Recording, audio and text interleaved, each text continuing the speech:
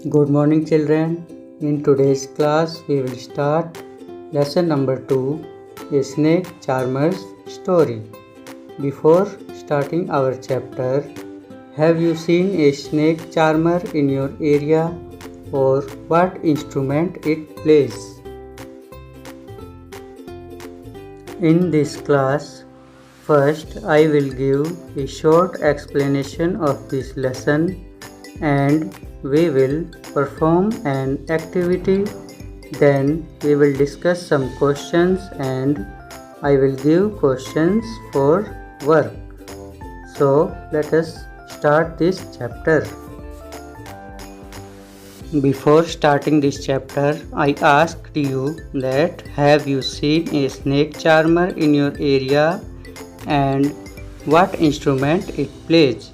So here is a picture of snake charmer and he is controlling a snake. Snake charmers are the people who entertains us by playing a music from a special instrument called as pungi. Here is the picture of pungi. You can see that in pungi there are two flutes attached to a bowl-like structure. Here is a snake charmer.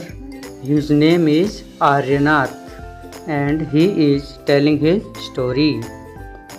I can do something special which I am sure none of you can do. Do you know what? I can play the bean. Bean is also called as pungi, which you have seen in the picture. You must be surprised. Yes, I can make snake dance by playing the bean. In the picture you have seen that whenever a snake charmer plays a pungi or bean, then a snake dances.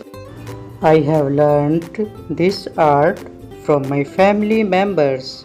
We people are known as kalbeliyas. Here is a picture in which kalbeliya's people performing a kalbeliya folk dance. And kalbeliya people are generally found in Rajasthan. My grandfather Roshan Nath ji was famous amongst our people. He could easily catch many poisonous snakes. He tells me many stories about his past. Come, listen to his story in his own words. Before going to his grandfather's story, there is a special design called as naag gunfan. Designs of this kind are used in rangoli, embroidery as well as decoration. Here is the picture of a design, a rangoli. A rangoli it is made using naag gunfan design. And the next picture is a design which you can find on walls of the Nag Devta temple. In Nag Gunfan, we make designs of snake. As you can see in two pictures, designs of snake are made. Now we read the story. From the time of my grandfather and great-grandfather, we have always been saperas. As I told before that snake charmers are called saperas. Snakes have been an important part of our life. We used to move from village to village carrying our snakes in bamboo basket. Whenever we stopped in a village, a crowd would gather around us. We would then take out our snakes from our baskets. Even after show, people would stay on. They knew that in our box there were many types of medicines for them. We made these medicines from plants collected from the forest. I had learnt all this from my grandfather. I felt nice that I could help people with my medicines. In this picture, you can see that snakes are in the wooden basket and there is a bag with the snake charmer which has medicines in it. I had learned all this from my grandfather. I felt nice when I could help people with my medicines even if doctors and hospitals were off. In return, people would give us some money or food grains. In this way, we could manage our life.